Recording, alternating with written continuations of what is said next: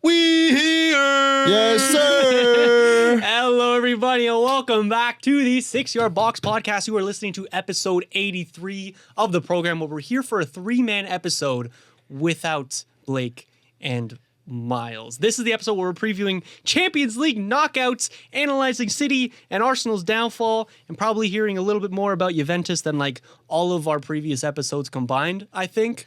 I'm going to go around and introduce my co-host for today because we have a new face at the table. Blake, everybody, is what we call an A-lister. He's a bit of a big TV personality, this guy is, but it has its drawbacks, and that is sometimes missing the 6ixYardBox podcast. Yeah. But we appreciate his commitment still when he is available, and I think like by beginning of March, maybe he misses next week, but after that, I think he's back, and we roll like sacrifices normal. must be made. Sacrifices must be made. Going from my left to then my right, Antoine, brother, how are you doing, my friend? Doing pretty good. It was a good week of footy, Champions League and the league. Every league, to be honest, it was entertaining. So I had great fun. We had reading week, so we were off. Couldn't make it work. That was fun as well. But yeah, overall, feeling great. Yeah.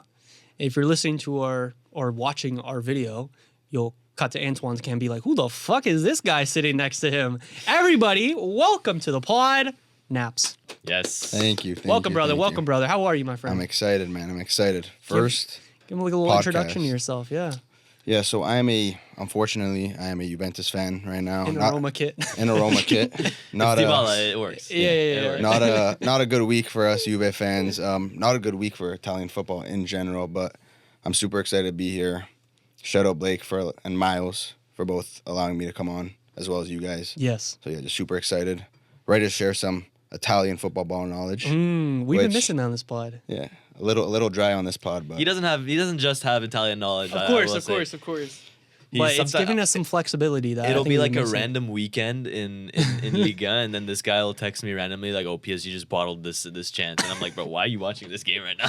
I won't be watching PSG games like that. I remember the one time I did, I'd tune in. There's like a farm in the background. I'm not even exaggerating. Anyways, a lot to get into today, boys. We don't have that much time. We have the MLS season opener. TFC with a little 2-2 draw to kick off the season. That is the last time I'll be tuning into them this year. Yeah, Blake maybe is hype, but I'll pass, respectfully. Blake has some extra work that he's doing for covering TFC. Really? He's a big MLS guy? For Fan First Network. Oh my God. He's joined their TFC team, so he's actually going to be going to games and like interviewing fans afterwards. Well, if he gets it for free? I don't know if he gets in. He could for like a fucking... for like a toonie. No, one probably does. That's probably good seats too. But he'll be waiting out one of the gates and then interview fans afterwards about how shitty the organization is. But there's like no hype for TFC at all. Yeah. We signed like a center back from Arsenal's academy the other day. Really? Some much needed depth there in defense, and then we signed like this like Swedish striker, which could be good sometimes. But anyways, yeah, not Gokkeres, unfortunately.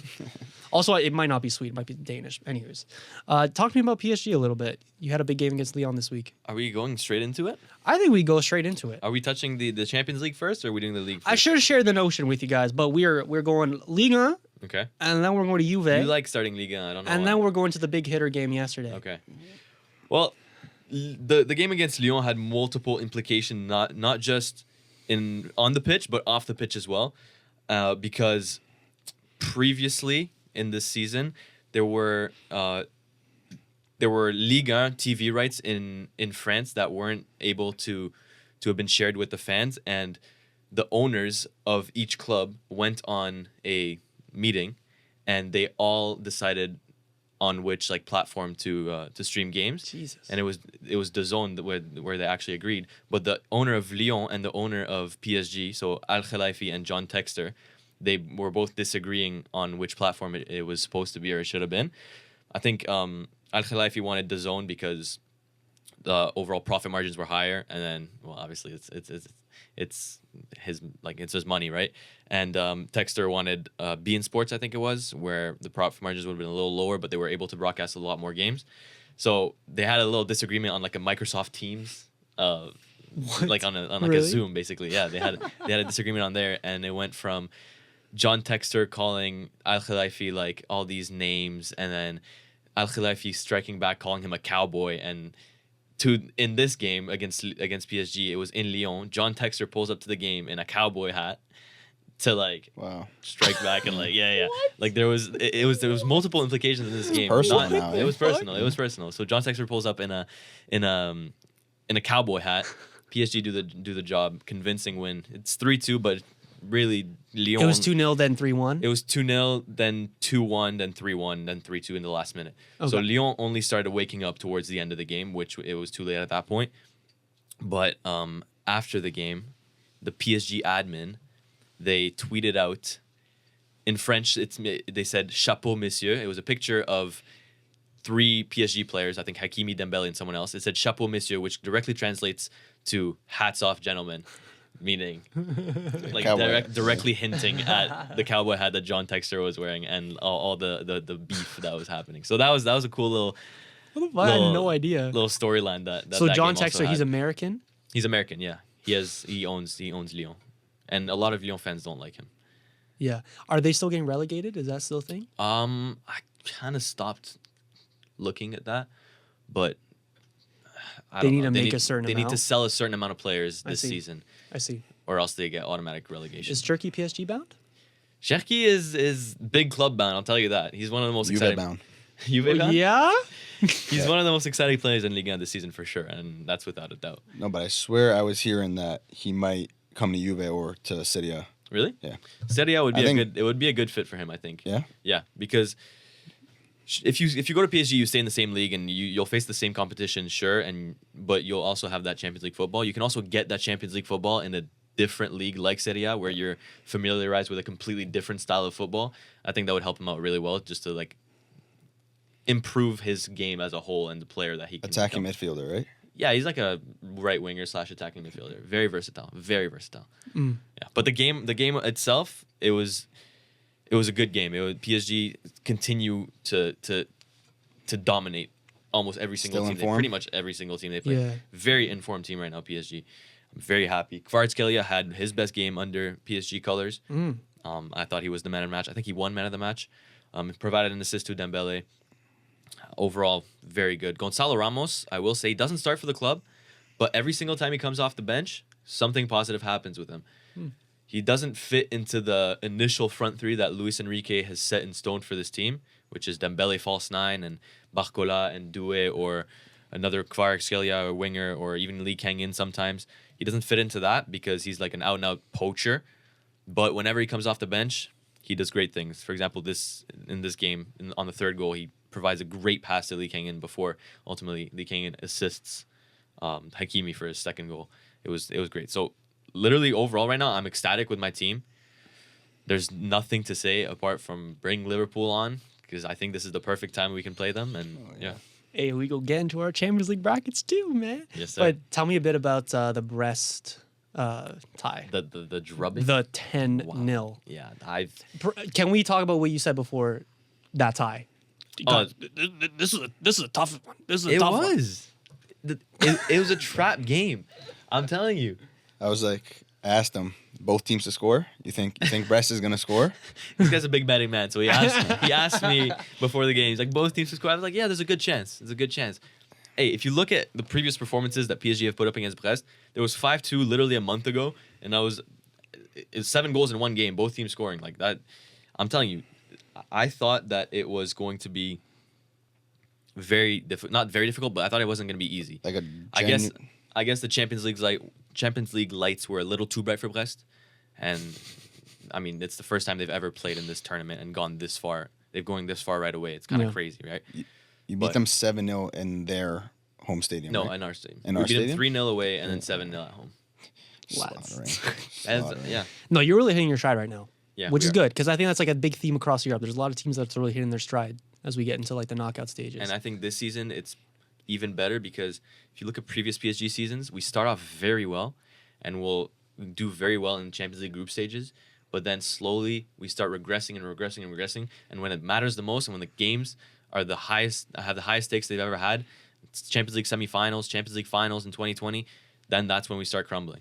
This season, it's been the opposite. We start off very poorly.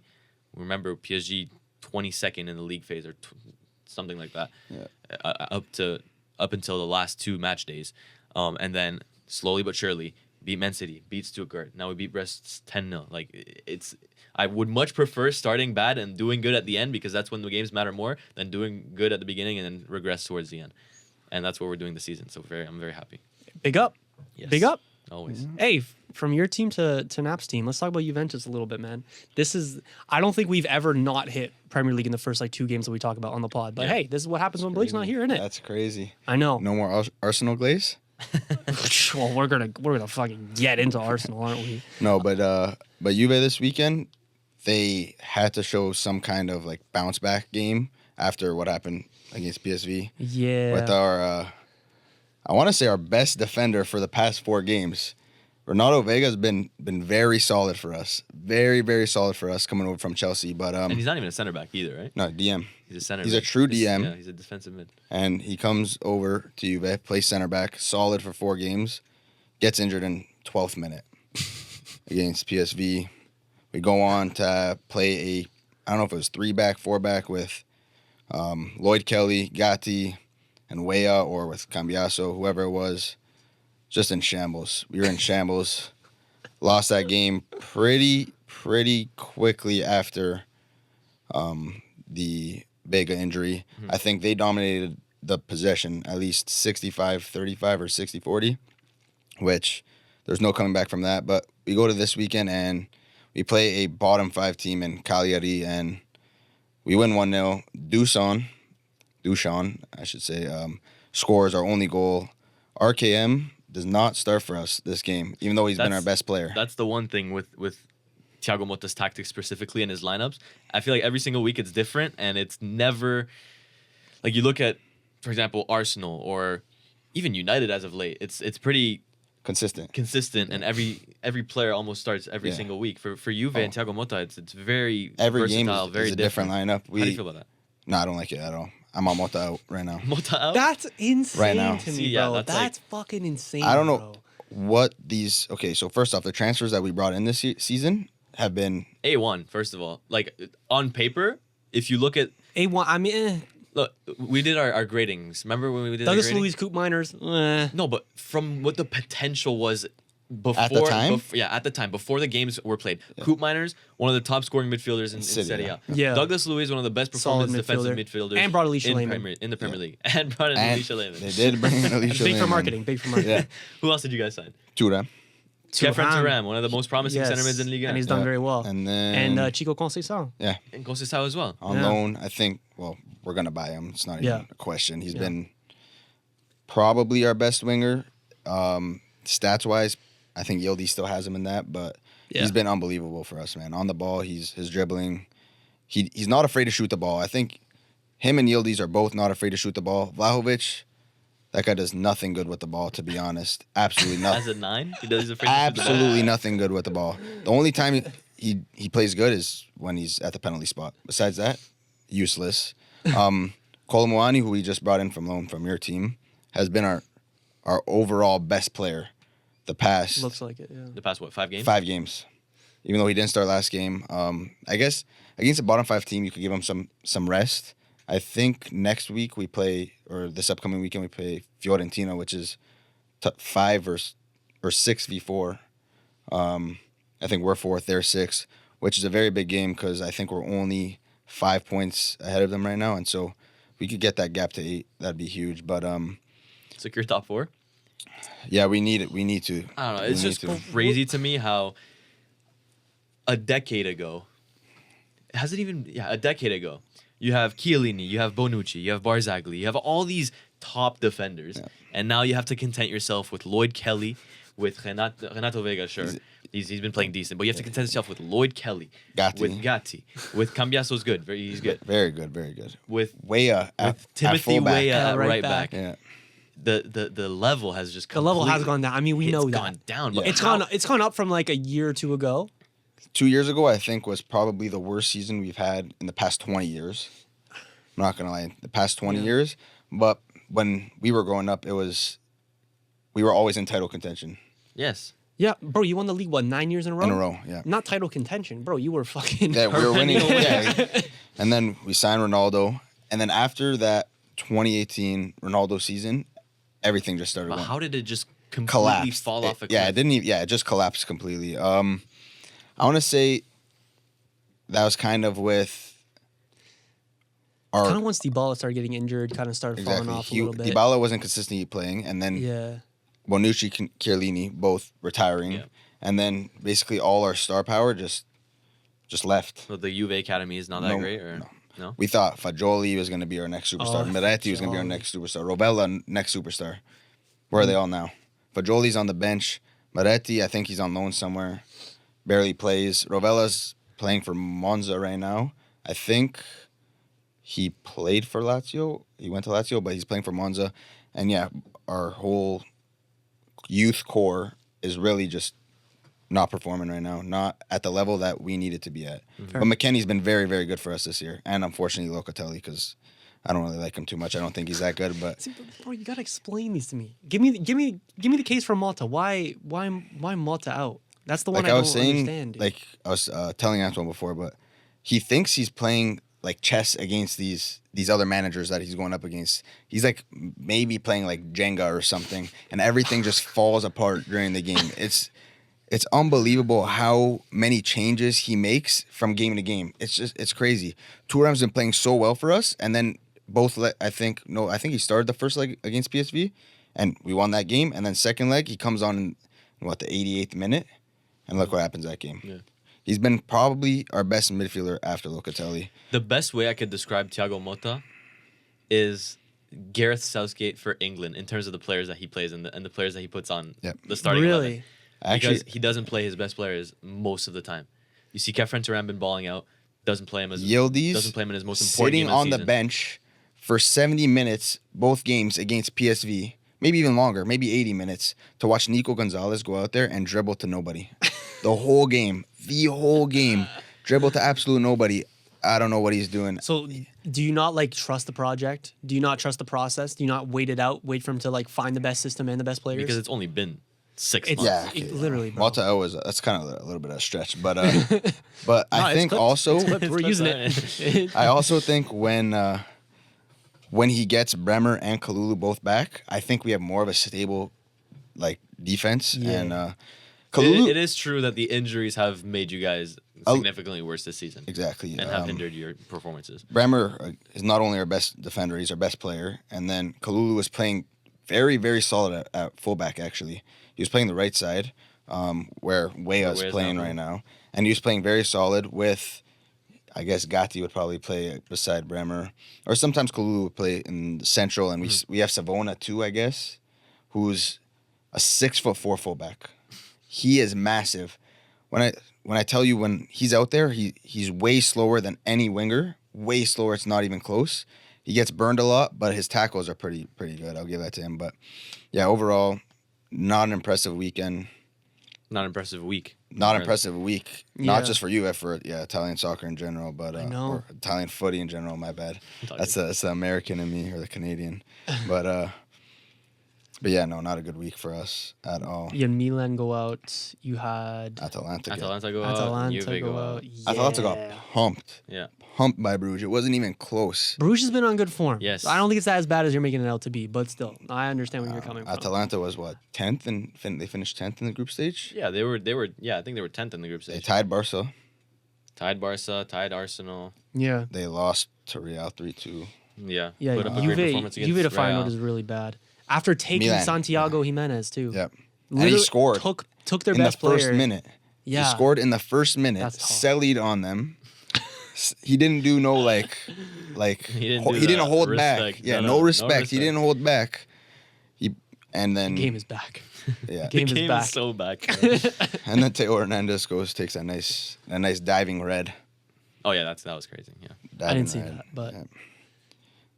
Then they went shambles, and that was that. The rest is history, I guess. They're gonna be watching on Tuesdays and Wednesdays. hey, from you still now got some on. teams in the Europa League.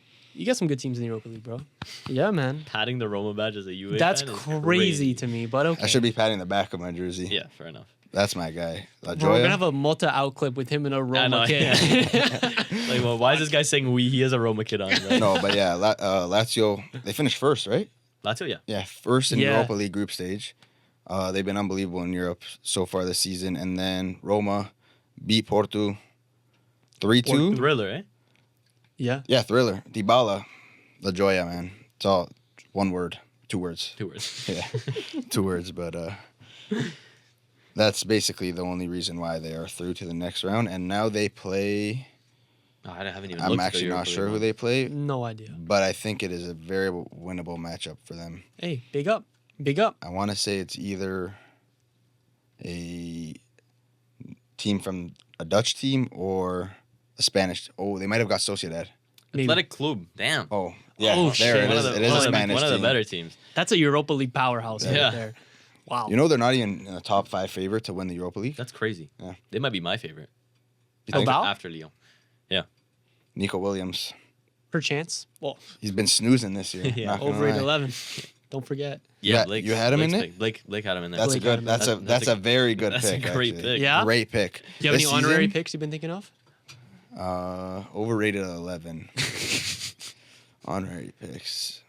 We'll come back to it. Yeah. I want to get to the Liverpool City game because we're fucking 20 minutes into this podcast. And no prem. And we have This is not Nas's mentioned Paul nightmare. one Is that time. a record? My dad is listening to this podcast, clenching his fist right now. What are these guys doing? Not talking about the biggest game in Europe for 20 minutes straight. Let's get into it. Kevin De Bruyne is washed. Trent had a bit of an off day.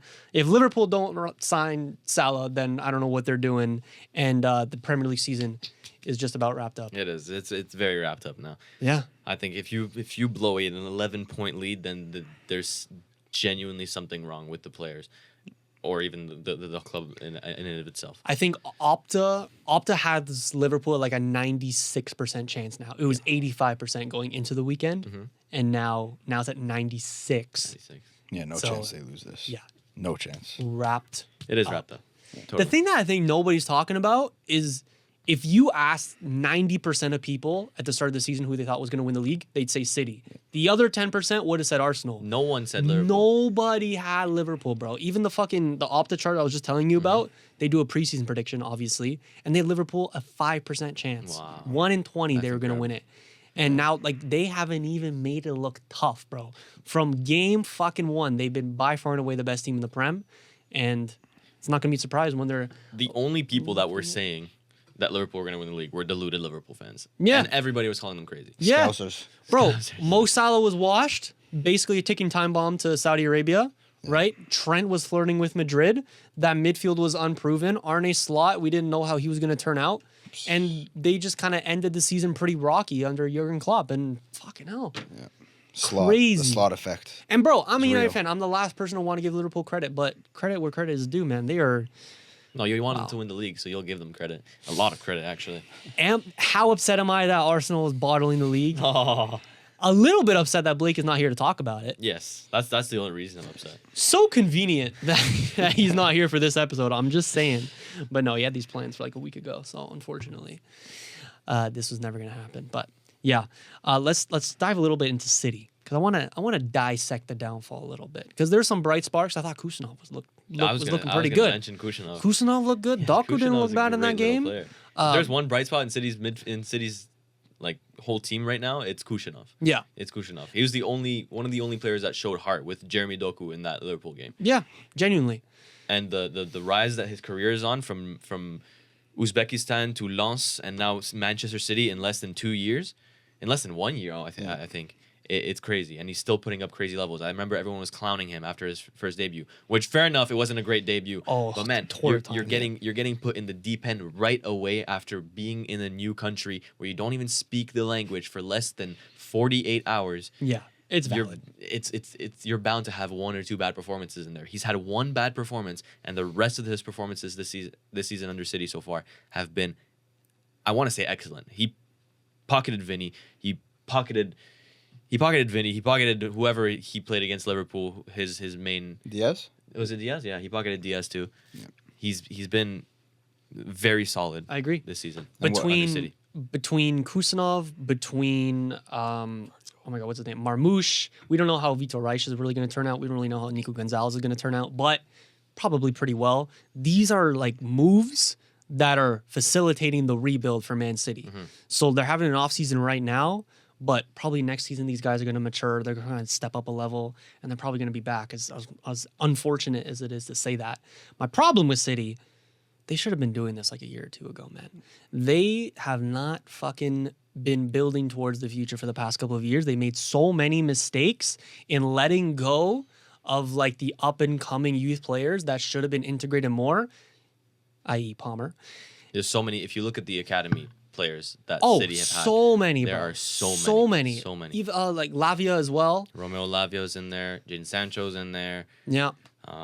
Cole Palmer's in there. Cole Palmer's There's in Jamie there Bino as Gibson's well. in there. Liam Delap. Liam Delap in there. Yeah. Yeah, a lot of guys. And you look at now, like especially De Bruyne coming off a horrible game for Man City. He looks to have fallen off a cliff. Like, and that's an understatement.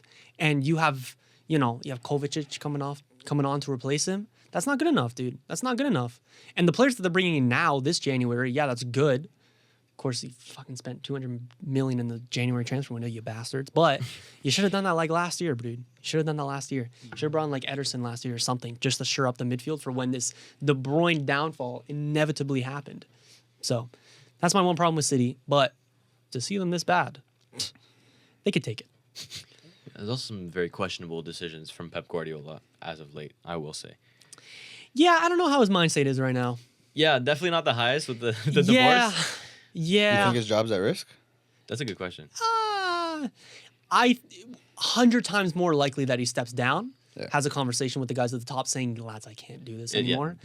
I don't think he gets fired. And again, like November time when we got Amorim, I still really think that the plan was Pep goes at the end of the season and Amorim comes in to replace him. I genuinely think that was the plan. And he only confirmed his extension after that. So that tells me. If he completes his 2-year extension at City, I'll be very surprised. Very surprised. It would be a shame if he left after the season. I don't think he's on like a Mourinho arc where he's just fallen off completely. I think he just needs like a break, a year break, 2-year break. And then what? Go back to another club, another big club, or Bro, if he takes a sabbatical for 2 years, Yeah. Goes on a mental health journey, gets jacked, I don't fucking know. Comes back, you don't think like these massive teams will still love a piece of Pep Guardiola? 100%. Yeah. 100%. Yeah. Even in Italy. Hansi Flick's time at Barcelona in 2 years comes to an end. You don't think they're considering Pep? Please. no, that won't happen. First of all, You but don't think so? leaving Manchester City at their lowest would be kind of crazy. It's I don't think that's crazy. how he's Kind of basically giving up. You gotta prioritize yourself, King.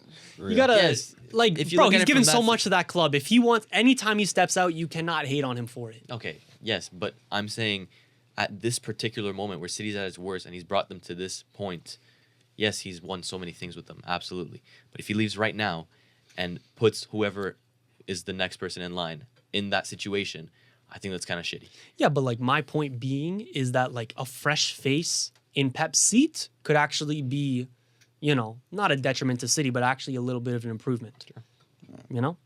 Because Pep is like visually, clearly, not himself. Yeah. Yeah. Yeah. You could tell. He does not look good right now. Not look good. I feel bad for the guy.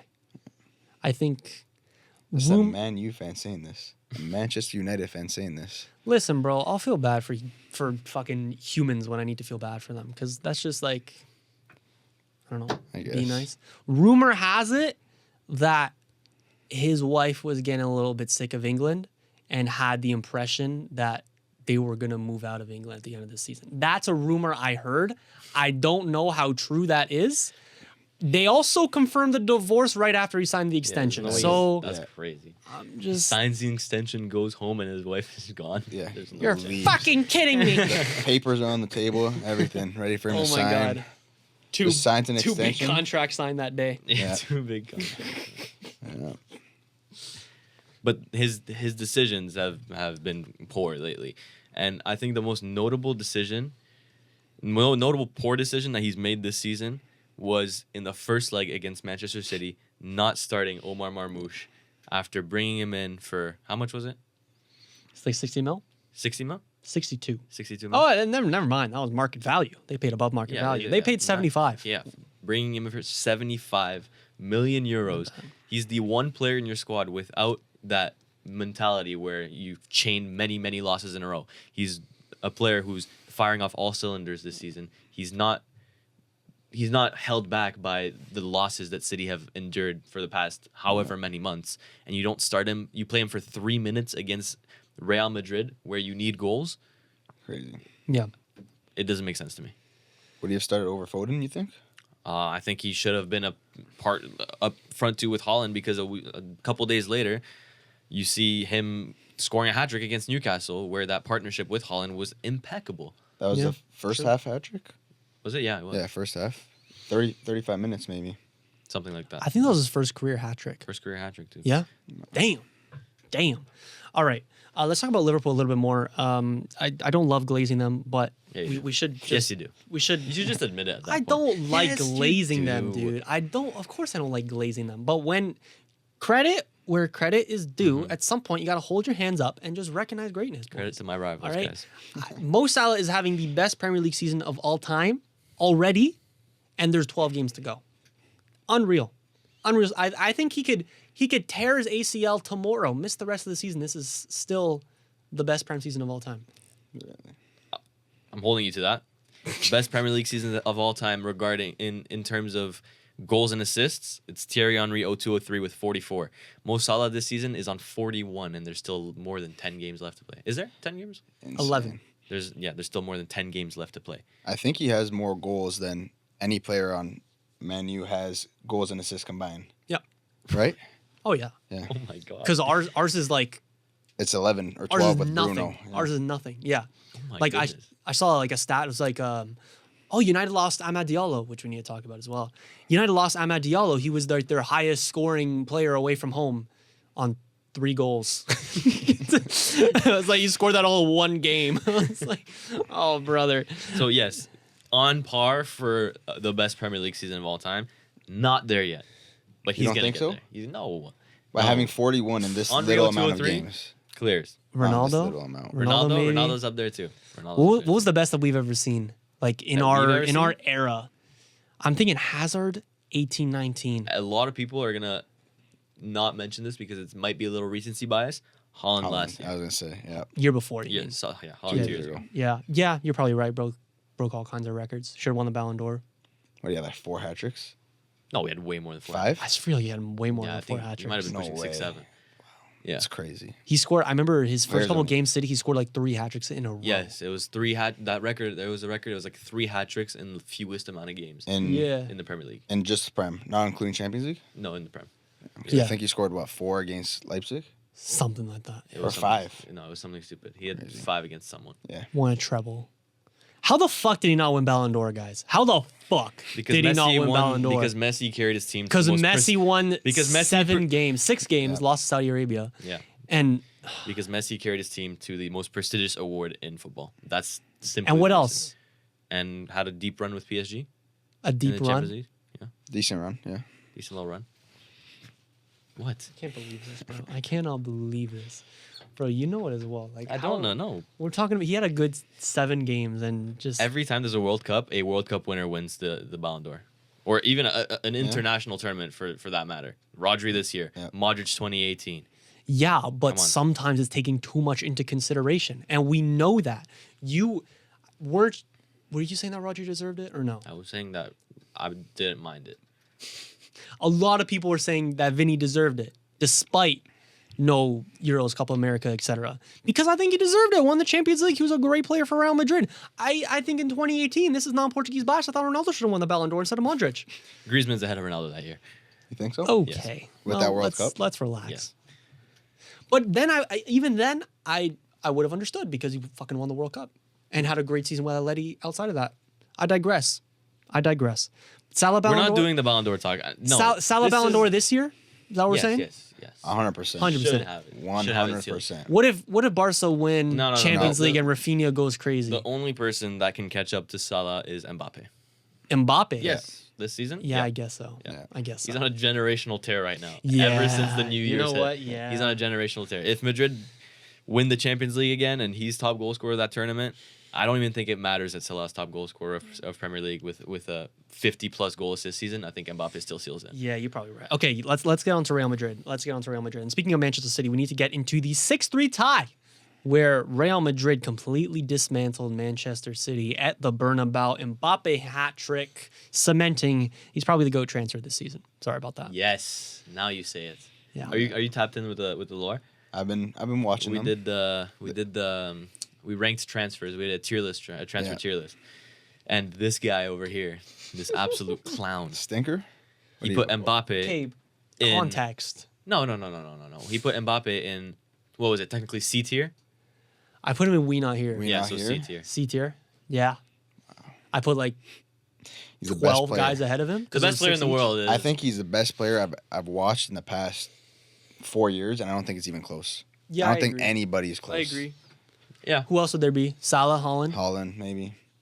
No, but Salah even and then, Haaland. Mbappe on the ball is just No, a yeah. different player. It's a different player. It's a Yeah. different player. I don't know how Guardiola didn't snap his ankle. Oh my god. I actually don't know how his The- ankle's not broken.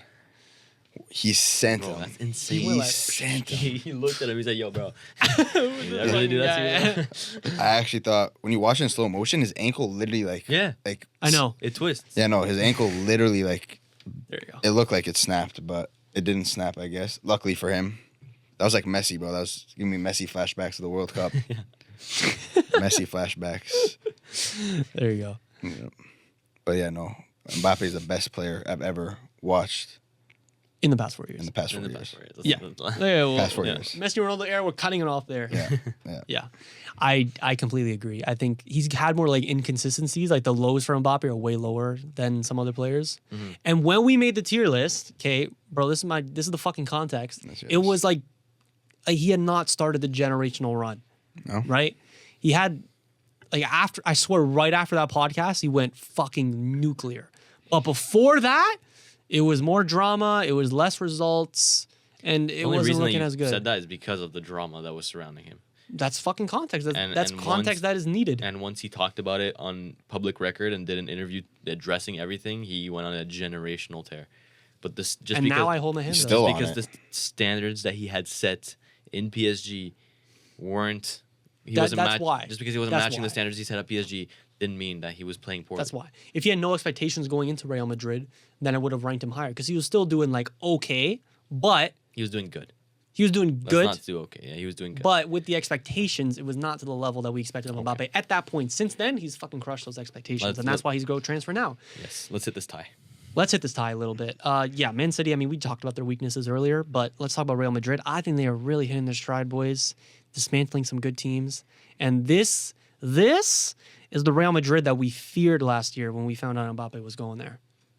And this is also the Real Madrid that were on the same form last year. I remember last year in the round of 16, Real Madrid played Leipzig, and they played very, very poorly. They did not play a good two games whatsoever, and I thought they were lucky to go out of it, to go through at the end of the day. And then they pick it up for the rest of the season. That's almost what they do every single season. They start off decently / poor, and then impossible to beat towards the end of the season. I know. Champions Fucking League hate that especially, thing. man. And they're so good in the Champions Which There's is why something it's about it. so hard to bet There's against them in the something about it, Champions man. League, bro. But, man. I'm betting against them this year. Betting against them. I don't think they win again. Yeah, I'm not trying to spoil, but I also don't have them winning it. I do not think they I will win not say again. it. Which is anything. tough, bro, because, fuck, it's really hard to bet against Madrid, man. Really hard to bet Mbappe, against Vinny, Madrid. Rodrigo, Yeah. Valverde, Jude. Bellingham. Yeah. Jude as well? We haven't talked No. since the red card. Since he Yeah. mouthed off the referee. Yeah. Do you think he Yeah, told that them? should have been a red. Yeah. That should have been a Yes, red. yes. I think we're all in a, like, Real Madrid were, like, threatening to leave La Liga Like, what? out of that. What are you And then doing, Carlo lads? Ancelotti complains that the Barcelona manager is complaining about calls when the same exact thing is happening with him. Yeah, bro, come on. Like, It's double standards at that point. it's double standards, and you just have to have a little bit of logic. You tell a referee to fuck off, You think right? he's gonna, give me a hug, come here. Yeah, No. like, bro, and he even said, like, I don't mean to be disrespectful, but fuck off. I don't mean to be disrespectful, but here's some fucking disrespect. Like, Literally. Was it straight red? Yeah, straight red. straight red. I I think don't know how I feel about the straight red. Why? I think maybe because I might be comparing it to other sports, but referees usually are allowed to like take some heat, and See, Blake would players fucking love this because players are allowed to give them some heat, and if they're making bad calls, players could voice their opinions, and I don't think they should be like penalized like a straight red. Yeah. But maybe a yellow or even a warning. I don't know. I don't like a straight red from a ref. Just one thing, just one phrase. that's kind of Blake's argument. I don't know if he agrees with that specific point, but he's always on here talking about how referees make the game about themselves and they're so sensitive and they let their emotions referee the game. Yeah. But at the end of the day, you tell a ref to fuck off. I think every Arsenal fan has that opinion. Yeah. I think every single one. no I matter I think who you it, ask. I think in almost every sport, you tell a referee to fuck off, and you're gonna get fucking punished for it, dude. You're gonna get fucking punished for it. They're not taking it well for sure. And by the book, like any seriously offensive language towards the referee that is deemed to be offensive is worth suspension from the game. And like I think the referee was right in doing that. Now, 2 points. We don't get much like mic'd up like Prem games, so I don't know if Premier League players are telling referees to fuck off. But if they do, it'd be interesting to see like if the referees kind of see that as banter and don't take it as seriously as maybe Spanish referees who don't understand Who don't English understand as the well. language? Yeah. Maybe And- that could play a part. Yeah. Plus, what the fuck was my plus? I don't remember what my plus was, but I think just overall, like it's common sense. I think any self-respecting referee. Oh, my other plus. Now it's coming to me. The monster's really starting to wear off, guys. I'm sorry. I think Jude has been getting away with referees not understanding him as much, not knowing what fuck off really means. Yeah. So now I guess this guy now has gotten tipped. Like, hey, when he says this, that's fucking crazy. Send him off. And there you go. Now he's not getting away with it anymore. So. Yeah. There you go. Good. There you go. All right. Real Madrid.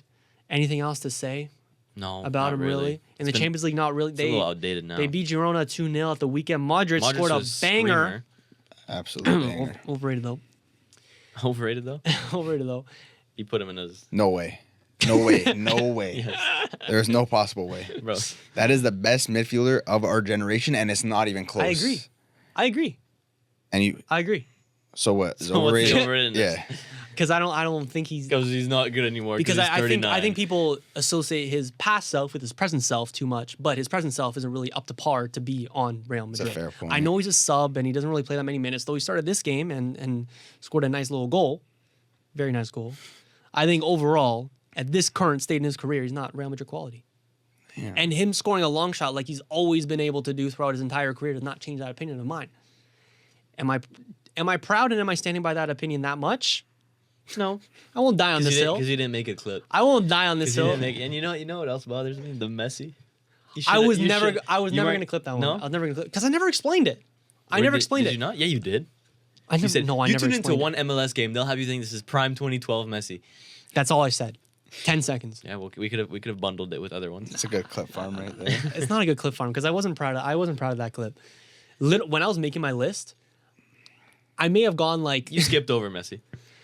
Messi. I just threw in at the last minute because it's like, oh, I really need a controversial one here. McTominay was Not crazy, knowing though. that my entire rest of my I'll stand by the McTominay No way. one. I'll There's stand no by the way. fucking McTominay There one. is Serie A- no we have a way. Serie A There is no expert way here. you watch Napoli and that team is not a completely different team when he's on the pitch and when he's off the I will pitch. tune into Napoli sometimes, not even close to how much you do, but Yeah.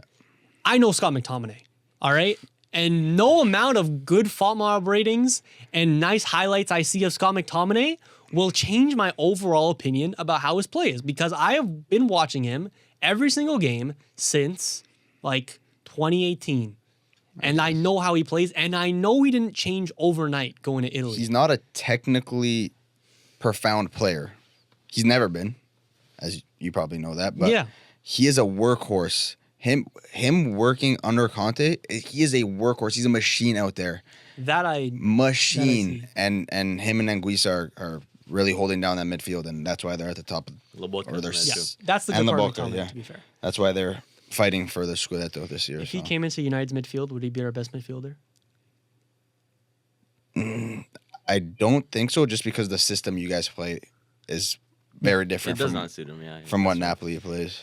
I mean, if you played in like that 8, maybe he's a workhorse, but Kobe Mainu, instead of Kobe Mainoo alongside Ugarte, rate I have no Mainoo. idea how that works. I though. rate him. Yeah. Anywho, let's move on to Arsenal, and then we'll get on to Man United.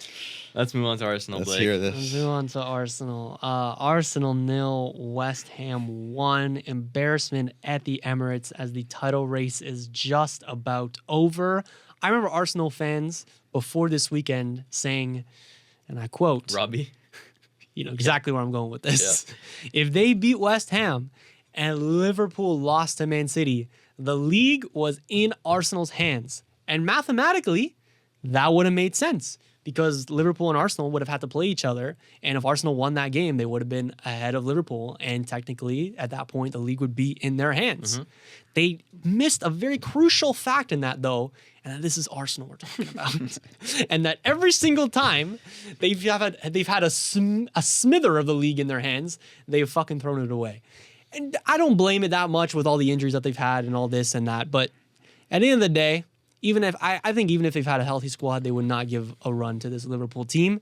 And I think that's just the biggest thing. They were not good enough. I think they season still against Man would City. give a run to that I Liverpool don't team. know. Yes, they would. I don't know. Yes, man. they would. I They don't need know. a striker in order to give a run to this Liverpool team. Like, let's be honest here, Julian. It's Come on, just look at all the injuries, and I know that's a stupid excuse, but genuinely look at all the injuries in that squad. it's all the injury. But I'm They still, don't have any I players. think brother. if you put Saka into this team, I don't if think you this put Saka performance. in this team and Martinelli on the other side and Havertz, they beat West Ham. I'm sorry, they do. Bro, look at the chances. come on, Look at the man. chances Come on, man. created with these players and without these players. It's night and day, and obviously it's night and day There wasn't because even the that player many quality is chances, also bro. night They were and day. just terrible. Of course, they would beat West Ham. They played so Yes, bro, bad. they would beat West Ham if they had those players. And I'm not one to blame injuries, but in this particular situation, injuries do play a massive factor. Brother, you're telling me they wouldn't be 5 points behind Liverpool still at this point if they had Saka, Martinelli, Havertz, even though Havertz isn't a prolific goal I don't scorer think and so, hasn't been dude. this season. You don't think? so. No, Brother, I don't think what so. are you talking I don't about? think so whatsoever. And watch and Because and Saka was on shit form before he got injured, right? bro, this is the spirit of Arsenal. This is just a behavioral issue where every single time So you're telling me on the every third single time they are able to catch ground, they fumble. And that has happened when they're missing players. That has happened when they're fully healthy. That's just been what they've been doing the last couple of years. And they've been The a last good 2 team. years. Last You're tell- couple of years is 2 Couple years. is- yeah, Yes. whatever. Their tendency has been whenever the going gets tough against the big teams, somehow they always fucking show So up. you don't think the that- problem has been the week after that when they're fucking going up against a West Ham at home, then you're telling me that even with all the injuries, they didn't have the quality on the pitch yesterday to still beat West Ham? I don't think so. You have a CDM at striker, a 17-year-old at right wing, and Leandro Trossard at left wing. What the fuck? Bro, and you had Odegaard, Odegaard behind that. You had a healthy midfield, and you had the best, and you have the best defense in the Premier League. And you have very solid defenders on the other side of the pitch in Todibo, who hasn't put in a bad performance since I don't remember when, and Mavropanos, who I could say the same for him. They did not create chances because they were playing against a better defense than their attackers were producing, and their attackers couldn't produce any chances.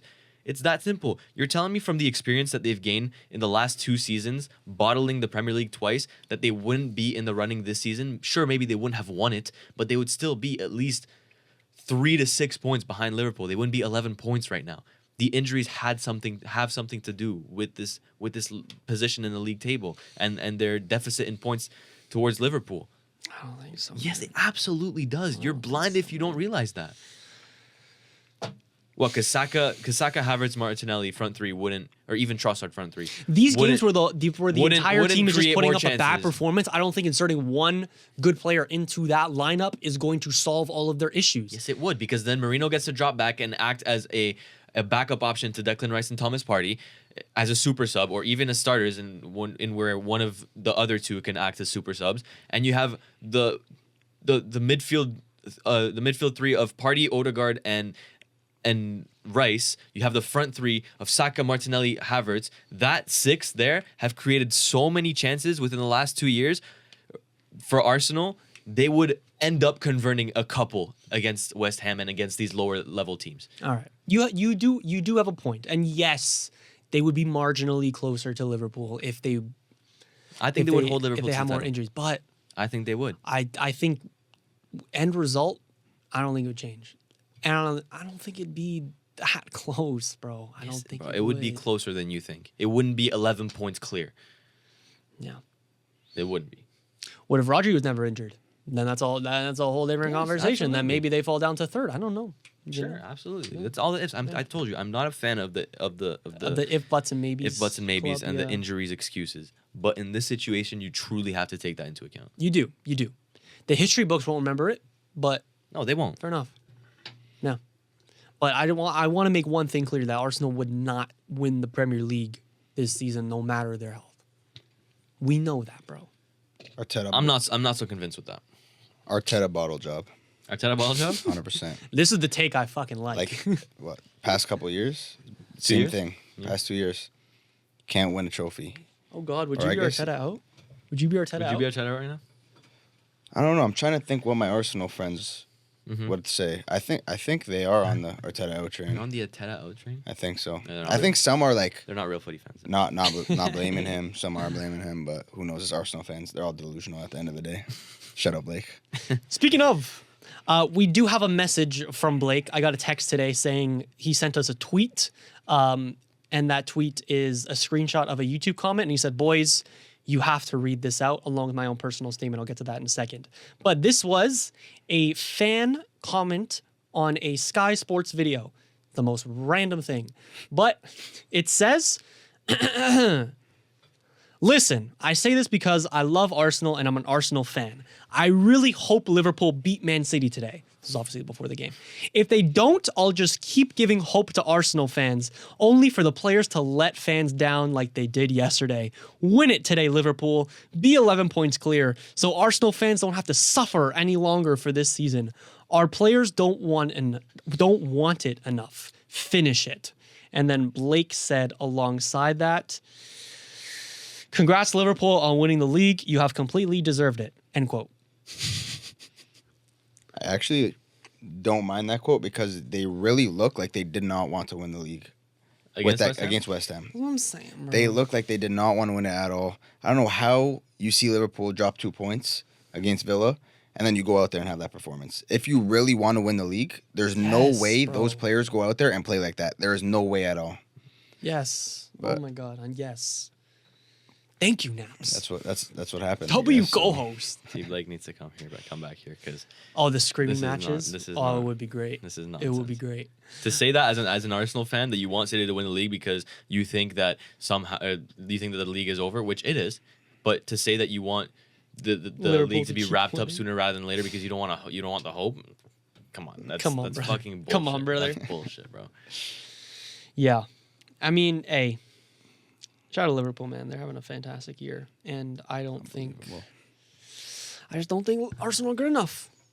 And hey, No, if they we haven't been. If we Bottom line is they haven't been good enough. No If matter you- what angle you take this from. no matter the situation, if you went back to Arsenal fans and you told them, "Hey, City are going to have their worst season in years, be miles off the league picture, but you are going to be 11 points back with 11 games to go," they'd be fuming, bro. They'd be absolutely fuming. And there'd be serious questions asked about the core players and the manager. And obviously, context is important. But you have to remember what the expectations were at the start of this season. And the closer we get to the end of the season, the more the excuses creep in, the more we're losing sight of the fact that this was Arsenal's league to win, especially after City started dropping off. This was Arsenal's league to win. This was the year it was supposed to happen. And next year, City are going to fucking be back. And if Liverpool re-signs Salah, then they're probably going to be contending as well. Still, they're still going to have an amazing midfield. Maybe Trent leaves, I don't know, but they're still going to have a great little core to build a title challenger off of. Including Kevin. Maybe you'll fucking have Chelsea in there. Who fucking knows what's going to happen next year? I know for damn sure City will be back. And if Arsenal don't improve, they're going to look back on this season and be like, damn, this was the year. And even with our injuries, we should have been beating West Ham at home. Yeah. 16th place last time too. Yes. Yeah, poor West Ham. Graham Potter, West Ham. A good defensive West Ham though. Come on, bro. Clean sheeted at home. Yeah. At home. Yeah. It's not good enough. No matter, like, there's got to be a line in the sand where you just go, like, where you just get rid of the excuses. Anyways, let's move on to Newcastle Forest, and then we'll get into United. I have United here as listed as the last game. Newcastle Forest, real quick. We're getting up to an hour here, so let's make this quick. What a game, lads. Yeah. What a game. First half, Forest looked unrecognizable. After a Hudson-Odoi banger, Newcastle brought it to 4-1 at halftime. Forest just looked unrecognizable in the first half, and they almost tied it up in the second, but overall they just couldn't recover.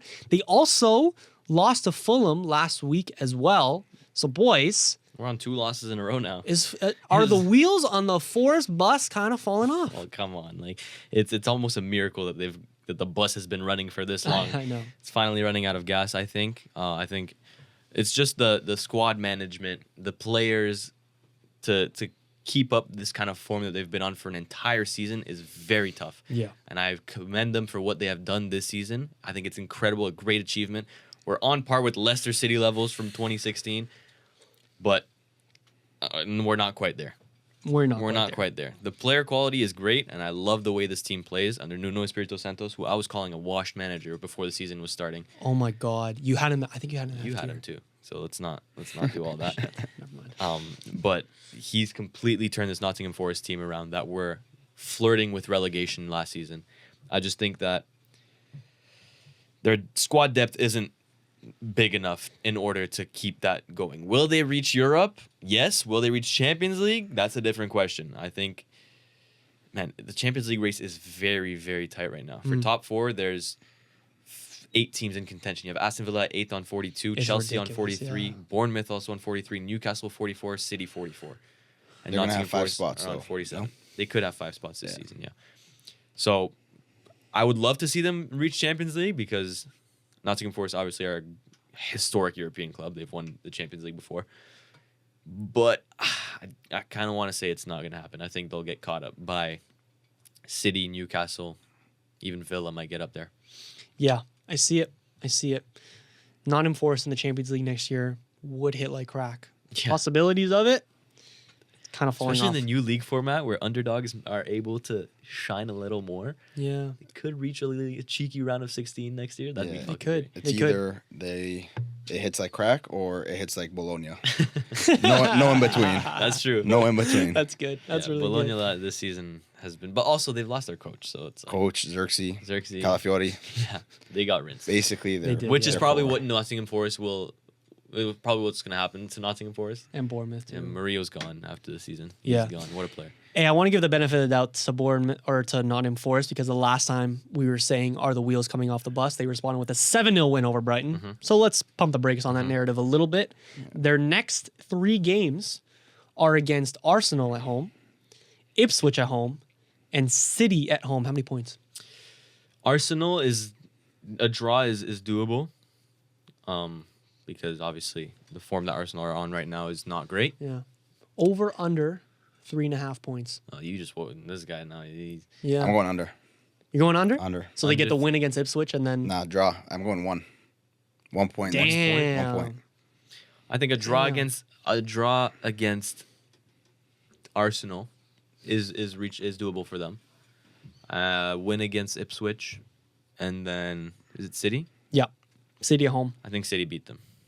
City beat them. That's Yeah. a 7:30 kickoff. I see City coming back. 7:30 kickoff I just though. don't think Arsenal Now we're back to 7. can lose another game You don't think Arsenal can lose another game? or like a back to back like yeah, this. back-to-back losses or another loss for Arsenal would, I think, That definitely absolutely. put I think the it league to bed. might be sold already, Bloods. I won't even lie. Yes, it's wraps already, but another loss would definitely cement it. Yeah, no. Then you talk about third place If conversations. you go into next game against Nottingham Forest with the same attitude you had against West Ham, then forget about it. It's wraps. Forget about it. Yeah. It just shows the desire that these players have towards winning the Premier League, and that it's not very high. Unless they Facts. want to take all their attention and focus it just On towards Champions Champions League, Which is which is possible. it's possible. If they really think that the league is out of their hands now, Mm-hmm. and they just focus on trying to win the Champions League, even though they got to go through either Real or Atleti in the second round for them, or the quarterfinal. Yeah. Which If they beat PSV. If they beat PSV, which Big is a if. big if. Mhm. I've watched PSV beat some good teams recently, so Yeah. All right. And then Liverpool play Newcastle next. That's the next game That's for a good Newcastle. game. That's Very a good good game. 3-3 first time It's around. a good game. Yeah. I'm really Is it- looking forward to it. in In Anfield, It is at Anfield, All right. correct. Yeah. That's going to be a hell of a game. It's going to be a hell of a I game. think Liverpool takes that. yeah. Probably. Yeah, we have games coming up tomorrow and Wednesday. That's going to be, Newcastle loves the high scoring games though. they do, I'm man. going I love that for Isak. 4-2 4-2. Liverpool. 4-2 Liverpool. Damn. All right. Isak both goals. Yeah. He's a lock. You can only come back if you get that right. All right. I think he's. I mentioned it both of them earlier today. I said I think he's the second best finisher in all of football right now behind Haaland. Wow. But he's technically better on the ball than Haaland. Yeah. I think teams like even bigger clubs than Newcastle are gonna be going crazy over him. I don't know what his come contract next season. situation is like. If it's running out, then Newcastle should probably look to extend him and then Seriously. get a good fee for him if they want to sell him later on. I think if you're Newcastle, you look at the project that you're building right now. You try to keep Isak as your top priority. Gordon's So, cooking too. Gordon's playing well too. He's very Yeah. He's very good. A little United talk, Julian. Let's get into I know United. you're eager on Let's that. get into United. You know what? Lads, I'm numb with this team. Usually, You're not with this team. I'm numb with this You're team. numb with this team. I've said Same that a thing. couple times this season. I mean, in any circumstances, we're drawing 2-2 away at Everton. I'm coming to the studio a little bit pissed, but what is there to get sad about if there's nothing to get happy about? You know what I'm talking about? There's nothing to play for at this point if it isn't. Europa I'm very League. indifferent about what happens with United this year because we have a next to 0% chance of getting relegated. next to Next. 0%. Next. It's like 0.003%. But not going to get relegated, obviously. And we're not going to get into any position that's like somewhat. We'd have to go on an insane run just to catch up to how bad we were last year. Yeah, Europe is unattainable, and you're too far That from is relegation. beyond you're cooked. playing for nothing. You're playing for the Crystal Palace Only For the competition Crystal that Palace matters is position. Europa League. Or Yes. for your coach, or for your coach, but I think the coach. I think even if we get relegated, Amorim stays. really. You're not gonna get relegated. Let's not put that. Yeah. Let's not- Relegation. No, I'm just saying under no circumstances do I Right. think they sack but Amorim. even if You want to know why? He doesn't have a winning record, right? You want to know why? Because I think it's, I think they have to pay a lot of money to sack him, and they're not going to do that. They're not going to do that. This team is, I mean, this team is just so bad. All the optimism that I had last year with like Radcliffe coming in, all these like top guys around football coming in, all these new systems being put in place, all these like top personnel being put in good positions, I had so much optimism about this team. It looked like, okay, the days of wasting money and the days of just being stuck in mediocrity because we've been run so poorly, those days are over. And just the measures that they have been taking, wow. yeah, There's a story that broke today that they cut the staff canteen. So usually at Carrington, obviously the players get a full cafeteria. Usually the staff would get a second cafeteria, but the staff don't get that cafeteria anymore. They're cutting funding towards that. Now every staff gets a sandwich and soup every day, and that's it. That's jail. That's jail it. food there. Literal jail. That's what food. prisons are serving, bro. Like that's ridiculous. That's fucking ridiculous.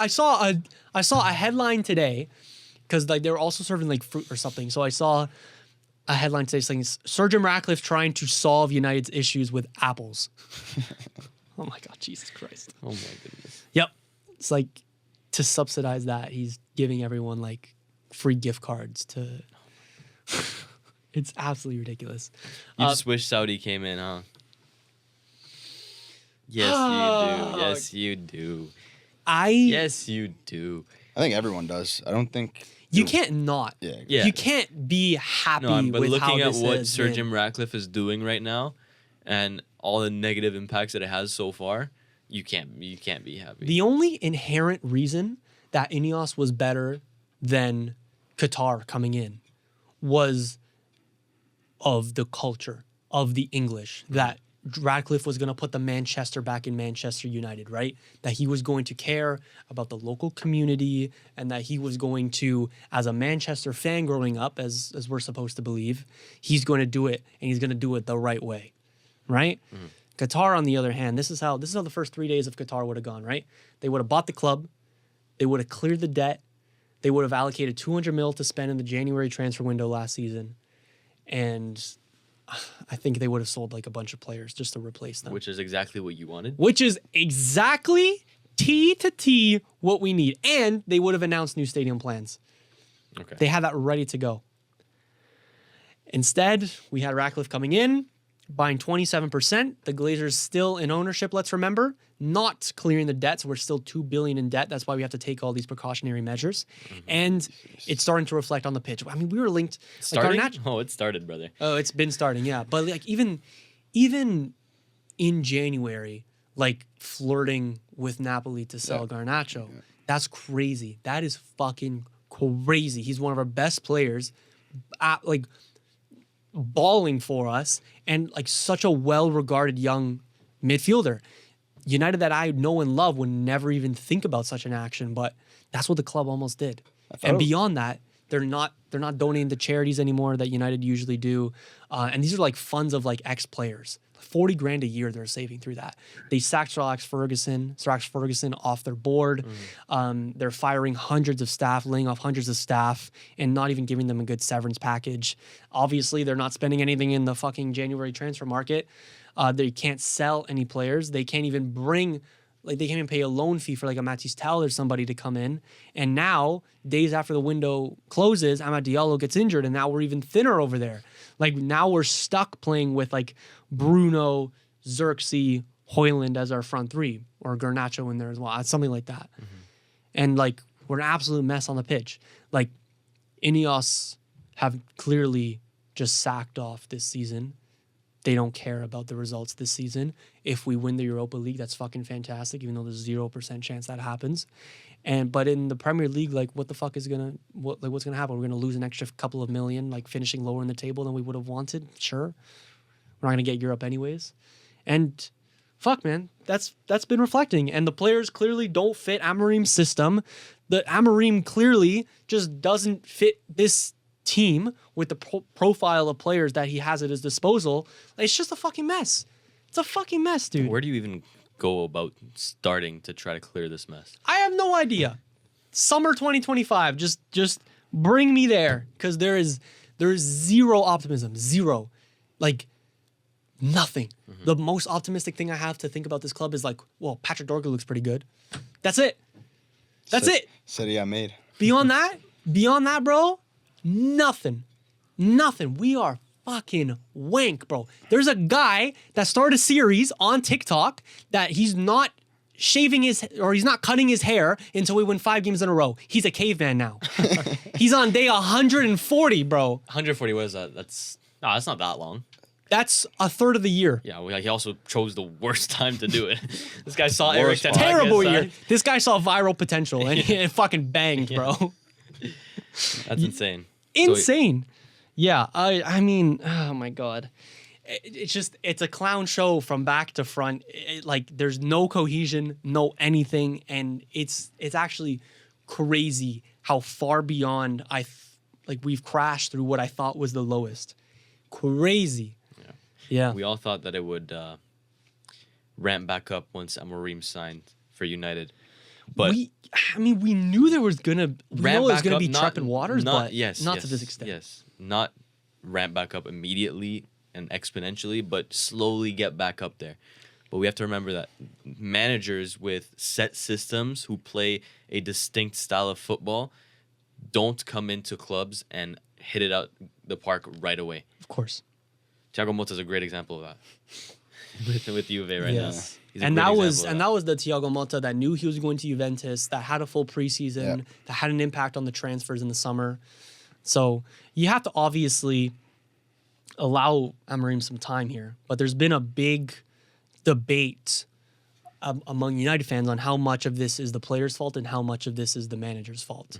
And I think I'd say maybe 80% players, because I think genuinely, I think we could sack Amorim tonight, bring in Gareth Southgate, and Gareth Southgate is going to come in and revolutionize this United team for the rest of the season, and we'll recover some points. Maybe instead of 15th, we finish 11th, maybe. But that's not the fucking solution that we need, clearly, because Southgate would be good in the short term. We have a new manager bounce, maybe, like Ollie did when he came in, but you need 2 fucking brain cells to know that is not going to be a viable long-term project. So hopefully it's just rocky waters right now to come good eventually with Amorim. And in the summer, we need a fucking clear out. You said the same thing last year, brother. Well, I didn't say the same thing last year. And we did decent in the window, but names like Casemiro that should have gone did not go because nobody fucking wants him.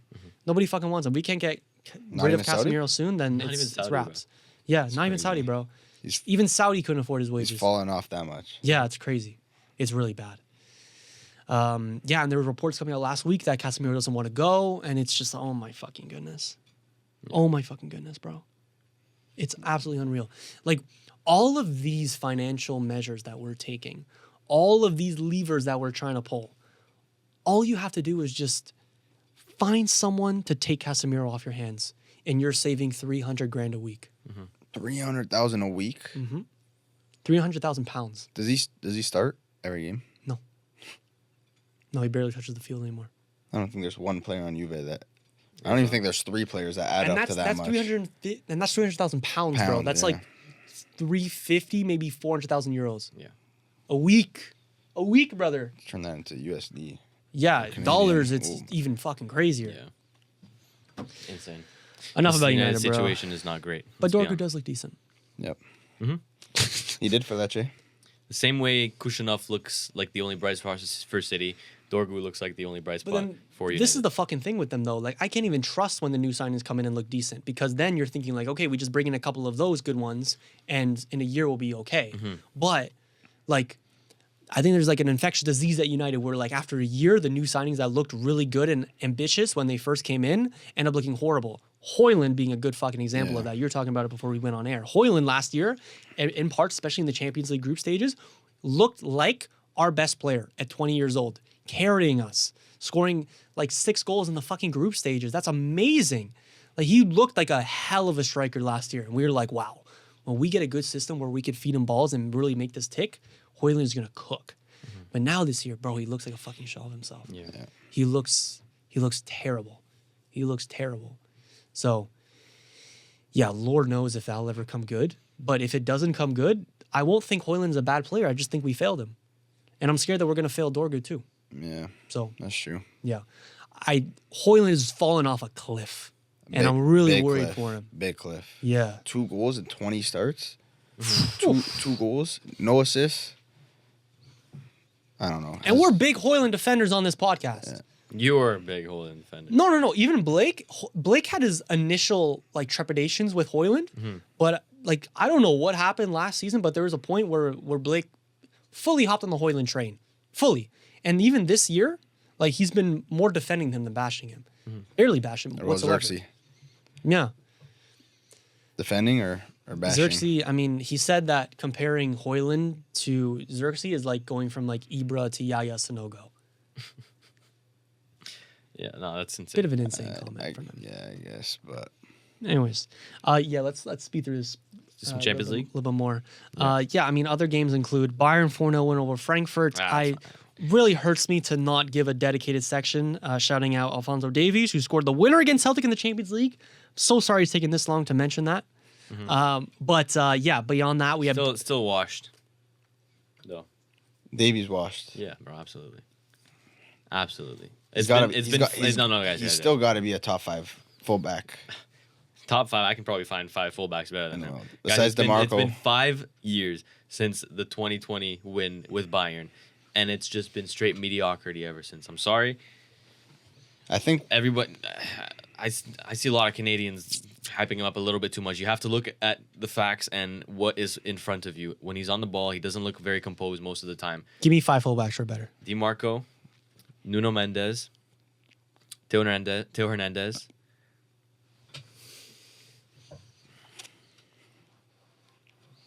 Go England. Go England. Grimaldo. That's not England. Yeah, Really? I agree with Ronaldo's that. I better. think he might be number Alvaro 2 right Carlos. now. Grimaldo. Yeah. You didn't mention Trent. Second best. Oh, fullbacks? I Yeah. thought you meant left backs. No, I'm only fullbacks. doing left backs. Only do Well, I was left. only You doing have left five backs. left backs better than that him. was 5. Because you said fullback, so I was Okay, like, yeah, Trent is in there too. Okay. So many. Hakimi's better. Frimpong's better. I don't know. I know DeMarco is though for sure. Yeah, 100%. Fuck off. I think he's the best fullback in the world right now. And Carreras might be better. Shout out Benfica, man. Let's do Champions League predictions. 4-3. 4-3 over Monaco. Let's do Champions Big League fucking predictions. win. big win. Shout out Betis as well. Shout out Anthony Red Card. Great little assist he had. Let's move on to Champions League brackets. Ladies and gentlemen, we're going to round this out with a little Champions League bracket. It is round of 16 season. The best Champions League time of the year, I think.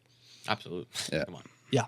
It's like the beginning of March Madness where it's like that's the most hype instead of like the final. Although I will say this season's group stage or league phase stage in the Champions League was impeccable. I really liked it, and I really like what UEFA did with it. You like the new Yeah, format? they cooked. They cooked. Yeah. They cooked. Hopefully means no Super League. I mean, this is technically Super League if you think about it. No. It's Super No, the League fuck it's not. with just way less strict rules. Super League was Super League teams was can almost never- exactly like this, but the players and the teams that performed in the Super League weren't allowed to play for international tournaments. No. Yes. No. That's exactly what it was. No. Super League didn't require qualification.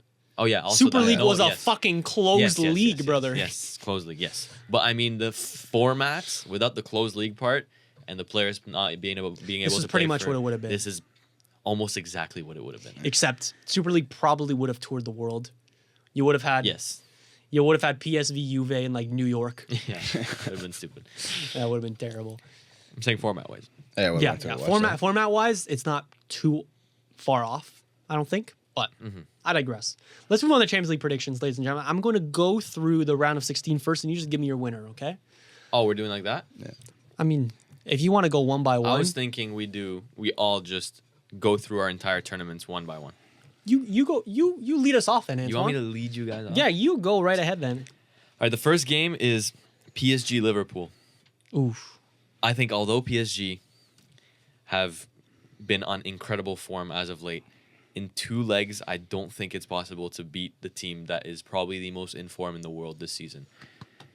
And it pains me to say this. Wearing a PSG Not jersey right biased. now. It pains me to Not say this. biased. I like that. But I think, although it'll be a great 2 legs, I think Liverpool will win in 2 legs. Great. Club Brugge, Aston Villa. Many people think Aston Villa will win this one. I think Club Brugge is going to win this one. Whoa, Yes. that's a big call. Although they haven't been performing in the league this season, I think in the Champions League where they've gathered experience over all these years, they have a real shot at beating Aston Villa, who they've already beat this season. You have these great players, Jutgla specifically, the striker. I think he's going to hit a top club soon. Then you have Talbi, Maxime de Kuiper, Jutgla, Ferran Jutgla. Obviously. Yeah, obviously, though. Played good against City. Come on. Spanish striker. He's hitting a top club this season. But no, you have de Kuiper, Talbi, who scored a brace last game against Atalanta. I think they have a real chance at beating Villa, and I'm just going to tip them to edge it over the 2 legs. Then you have PSV Arsenal. I think although Arsenal's form has been dipping as of late, I don't think PSV can do it. Arsenal take this one quite comfortably, I want to say. Yeah. Real Madrid Atleti. It would be great to see Atleti go through here, but every single time Atletico look like they're hitting their stride in the Champions League, they get faced with Real Madrid, and they end up crumbling. It's going to happen again this season, I believe. Benfica Barcelona. It's going to be Barcelona, even though that 5-4 in the league stage phase was great. And what probably game of the season so far. I think Barcelona beat them. Barcelona have a great road to the final. I think the draw has They been have a powerhouse in their way. They do have a powerhouse in their way. The draw has been most favorable for them, I think. Oh, by far. The side that they're on and the teams that they could potentially play, I think if they don't reach the final, there's at least if they don't reach the semifinals, at least there's a problem. Then Dortmund Lille. Lille have had a good fairy tale story this season. I think it ends here. I think Dortmund pick it up in form. They've not been great at all in the league this season, but in the Champions League, it's been very good. Chukwuemeka has had an insane debut, and I think he's gonna elevate them to decently high levels this season. Okay. Bayern Munich, Leverkusen.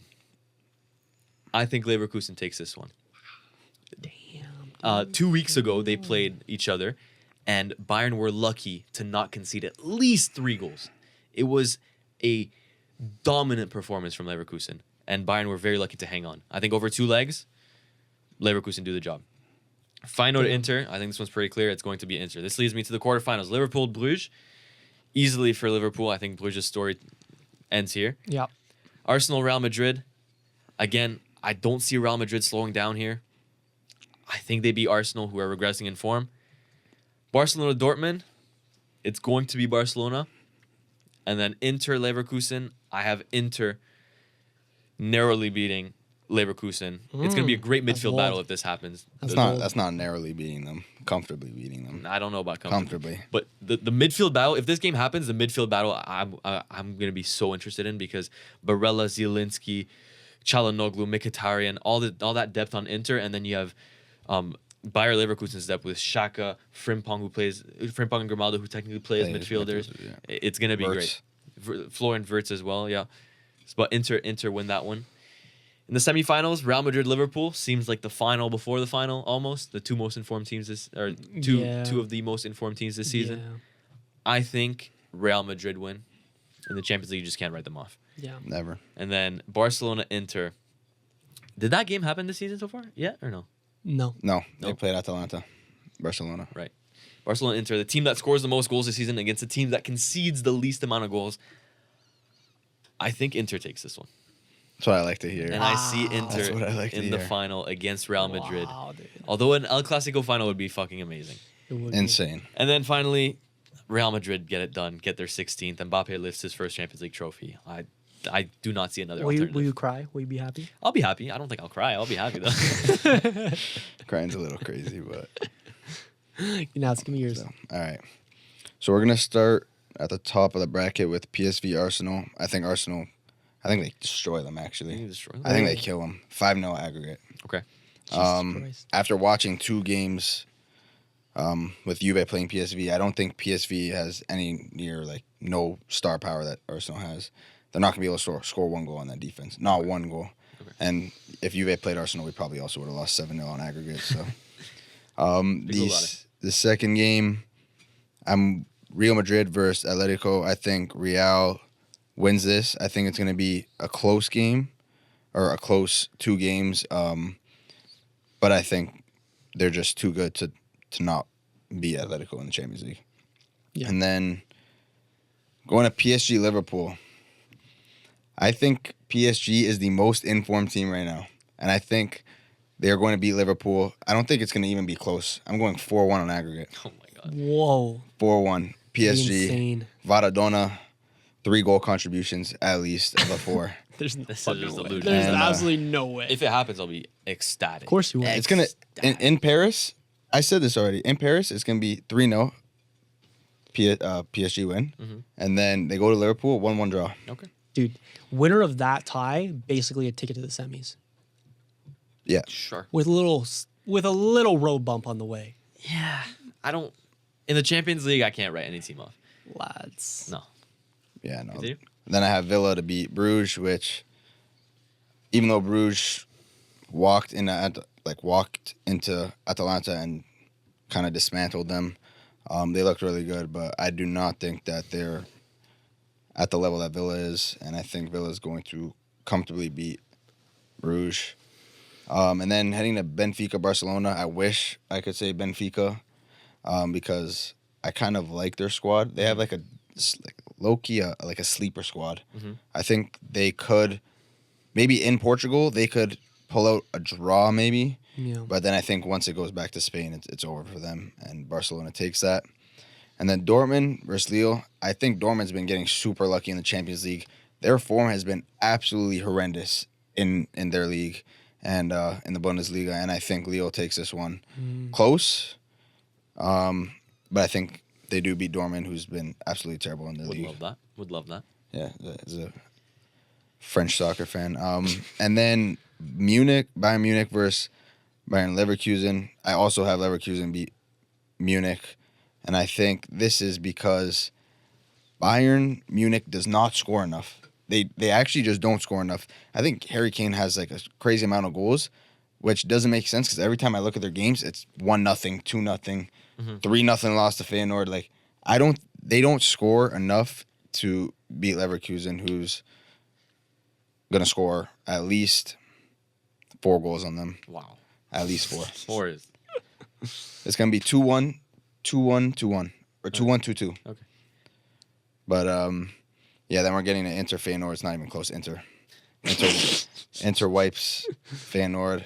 They're not like they're intertown rivals, which actually just like choked. There's no other explanation. They should have dismantled Feyenoord, and then they go out there and lose. A red card, a mistake by Mainan in the first leg, which mistakes happen, and you need a good enough team will be able to overcome those mistakes, but they couldn't. So, but Inter would if any mistake happens. And then we're gonna stick with Inter Leverkusen. Inter comfortably beats Leverkusen also. Comfortably. 3-1 aggregate. My prediction. Inter. I don't think fans and just people who watch Champions League in general give Inter enough credit for how good they are defensively and how structured they are. Even when they go on attack, Bastoni's basically playing as an attacking mid. It's crazy, yeah. He might even be play striker half the time. Yeah. And then when they're getting counterattacked, he's somehow the last man back and is just ready to make any big tackle, which is insane. Their structure, and I give that to their coach, who's basically transformed this team. But I do have them beating Leverkusen, and then Barcelona comfortably beats Lille. That not really much of an explanation needed for that, to be honest. Even though I know French soccer is your thing, but PSG Villa comfortably. PSG wipes Villa probably by at least 3 or 4 goals on aggregate again. I love PSG right now. I don't know why. I might be glazing. No. PSG have a fun squad for any neutral. I love watching them. Barcola's and Dembele. Barcola, Dembele, Désiré Doué, João Neves, Hakimi, Maradona. It's that core that I was talking. Listen to me. It's that core of players that I was talking about isn't superstars that we exactly needed. And this season, in the next 5 years, I'm excited. And they also have the best keeper in the world, but that's another conversation. And then we head to Real Madrid and Arsenal. This was a tough one because I want to say Arsenal gets over the hump of not being able to beat a good team in Champions League when it matters, but I don't think they do. I think Mbappe's too much for them. Even for the best defense in the world, I think they're going to not comfortably, I think maybe 2 goals, possibly 3. I don't know. They just wiped City, and I think they could do the same to Arsenal. Semifinals, PSG, Real Madrid. I have PSG beating Madrid in the semifinals. Wow. I just really love this squad. Like you were saying, I don't know how you cannot tune into a PSG game right now and not enjoy watching these guys play. Like they're playing unreal. Dembele looks like Dortmund Dembele. Yeah. He's like, I don't know where that was when he was at Barcelona. Leaves Barcelona, beats Barcelona in Champions League last year. And now this year he's even better. With 2, I don't know, Barcola, and then if you play Kvaratskhelia, he was one of the best players in the Serie A, and it's not even a debate. He was Napoli's best player. I think they're gonna cause damage this year and then make it to the final. And then Inter Barcelona. I'll give Barca a little bit of credit. They're gonna make it tough on Inter. A little tough. Just a little. But I really think I really I don't know. I think it's gonna be a repeat from, what is that, 2 years back now? Or 3 years? 2023 you're talking about? 2023, yeah. Well, that was City, so. Yeah, no, like when Inter played. Inter was in the final? Went to the final. I think they're going to have a run like that again where they just look where they're just going to be unbeatable. And it's not going to be because they are going to score goals. It's going to be because of their defending and their structure. Okay. And so 2-1 aggregate max. Which leads you to the final? Inter PSG. Yeah. Don't do this to me now. This might be a little bit biased. No, I'm just kidding. It's not biased because I really think Inter's going to win the Champions League this year. I really think a Serie A team gets it done after the disgraceful week we just had in Champions League. I think Inter just picks up like Italian football on their back, goes all the way and does it. Bro, the Italian league glaze in this pod is so crazy. I just, my God. I don't know. I don't see any team beating them, Bro, to be our honest. Prem listeners are like, what the fuck is this show? Yeah, they might hate me. I don't What think has happened? I'm ever going to be invited back. But Go ahead, Julian. All right. You have something else to say? Or? no, I just Okay. love Inter. As a UFA fan. My predictions. A couple of fixtures here that I really went back and forth on. For example, PSV Arsenal have it really fucking close. I think this can go. I think this is penalty potential. Oh my God. I think PSV make it very, very, very tough.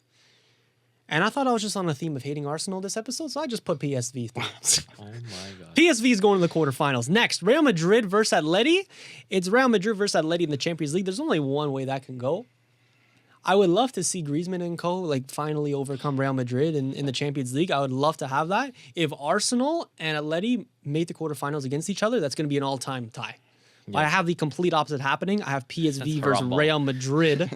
I know. I have a 100% halal ball happening in the quarterfinals with PSV versus Real Madrid. Moving on, PSG, I don't feel as high about. Okay. I have them going out to Liverpool, unfortunately. I think you make it tough, but especially at Anfield, I think Liverpool just have it way too much, man. Yeah. I think they have it way, way, way too much. I don't think you'll have as much room to operate in behind as well. Yeah, I could see that. I think we need to target Robbo. Target Trent, maybe. And Trent, yeah. I mean, both of them. Robbo, Trent. Barcola and Dembele legacy games, and you guys could be in. Yeah. Anyways, Club Rouge versus Aston Villa. I was really hearing some Club Rouge love, but I think this pains me to say, especially what I said last time I was sat in this chair, but I think Marcus Rashford coming into Villa is kind of looking. It's looking decent, guys. It's looking decent. I won't even lie to you. How does this happen every time? We're just, oh my God. But Villa as a whole, I think are clicking right now, and I think they're going to make easy work of Club Brugge. That's my take. Benfica Barcelona. This is the time I'm going to have my eyes glued to. I want Benfica to go through with all my heart. But genuinely, I think my predictions is that Barcelona is going to get it done. Dortmund-Lille, I was on the same page of Naps. I think Dortmund has been really good in the Champions League, really bad in the Bundesliga, so they're really hard to predict. I really like the look of Lille right now, and maybe this is a biased Canadian pick, but I have Jonathan, David, and co. going through against Barcelona in the quarterfinals. Next, Bayern Munich versus Leverkusen. It's going to be a really close, and it's going to be a fucking entertaining one as well. Might be one of the best ones. Yeah. I have Bayern going through. Okay. I got Bayern getting it done against Leverkusen. I think, I don't even want to say like the experience and stuff of Bayern gets it done, but I think especially at the weekend, I mean, they looked so good against Frankfurt, and I was really impressed watching that game. I know Celtic getting the good run for the money, which is just coming to my mind right now. Shit. But I think overall, I need to stick with my prediction that Leverkusen were going to be this tournament's flops this year. So I have to predict Bayern go through against Leverkusen. That prediction has already failed, by the way. Yeah, it has. Yeah. They went through. Yeah, it has. Feyenoord Inter. Moving on. Any Feyenoord fans listening? I'm sorry. we haven't even been just analyzing got a new that. manager too. So like, have they? Yeah, Van Persie. Really? Yeah. That's He's great manager? to fucking hear. Yeah. He Great beat to fucking Milan. They beat Milan with an interim manager Oh, I forgot they just beat. Yeah, that's good. And no striker. and no striker. Yeah. PSV versus Real Madrid. I have Real Madrid going through. The good run of PSV stops here. Liverpool versus Aston Villa. This will be entertaining. Aston Villa just got the draw against Liverpool last week, but I have Liverpool. Barcelona versus Lille. I think Barcelona is just going to be too much to handle for Lille. They've had a good run so far, but I have Barcelona going through. Bayern Munich versus Inter. This is like a fucking Like 2010. like 2011 classic right here. Yes. I remember loading up FIFA 11 on the Wii, and this was the default fixture that it would give you. Yeah. Bayern Munich versus Inter Milan with the classic logo too. Why did they change the logo? I don't know. But I have Bayern going through in this one. Moving on to the semifinals, Liverpool versus Real Madrid. Boy, is this a fixture we've seen a couple of times. I think Liverpool finally get it done. Wow. Wow. I think Liverpool finally get it done. They finally overcome Real Madrid in the Champions League, and Liverpool go through to the final. Salah finally gets revenge. And it's Ballon d'Or at that point. And at that point, that seals Ballon d'Or. Yeah, it does. Unless Rafinha. No, I'm kidding. And then Barcelona against Bayern Munich in the semifinal as well. This is a really good fixture. This is a really good fucking fixture as well. This is also giving prime footy. Yeah. I got Barcelona going through. I think Barcelona versus Liverpool is going to be the final. It's big 2019 vibes from this one. I love this fixture so much. It's really tough to call, but I think this game will be won and lost in the midfield. And I think Liverpool's midfield will be too much to handle for Barcelona. And I have Liverpool winning this game by the scruff of their necks. Wow.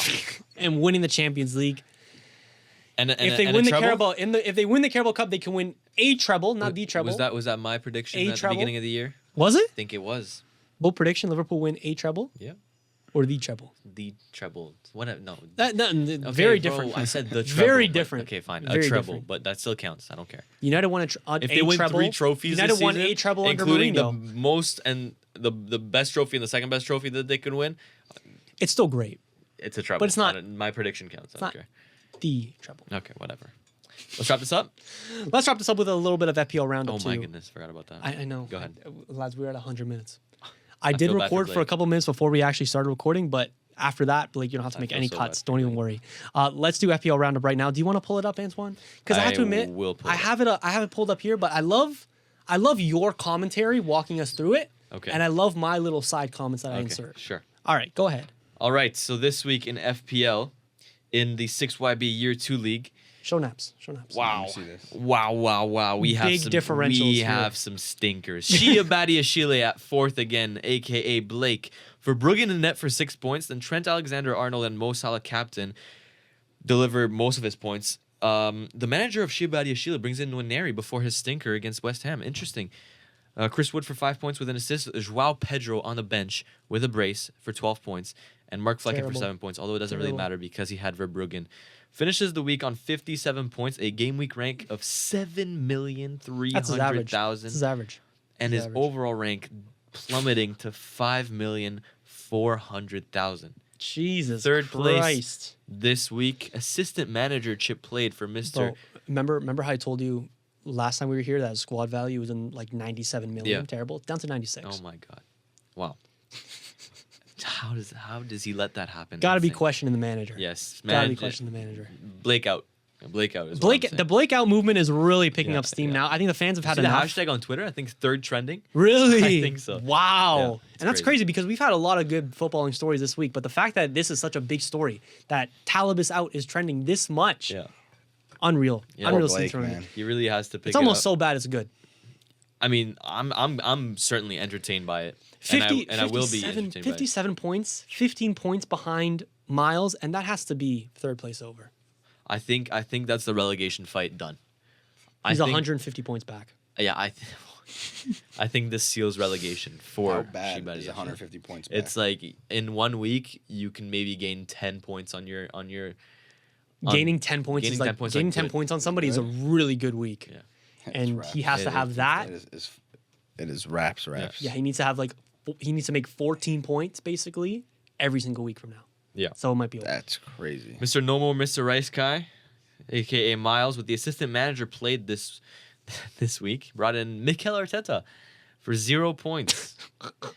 Alexander Why? Isak is in there, but he also brought in Marcus Rashford with 2 assists for 9 points. Decent little transfer. Fuck this guy. I don't know about such the a price tag. smooth-brained little operation. Do all three own Waneri now? Yeah, I guess so. He Oh brought in my Maneri God, too. Wow, dude. that's crazy. I'm looking That's to such a sell hype him train. ASAP. That's such a hype Yeah, I'm train. looking to sell him ASAP. I don't know what I was cooking with that. Yeah, that's such a bad move. But yeah, Rashford 9 points, good little 2 assists there. I don't know about the price tag on him, but we'll see how that pans out. Mateta's still balling for him. He's had Mateta since he started balling, and it's been working every single week for him. Mo Salah captain for 28 points. Dean Henderson at the goalkeeper spot for 6 points. The bench looking okay. Still has Darwin Nunez for some reason.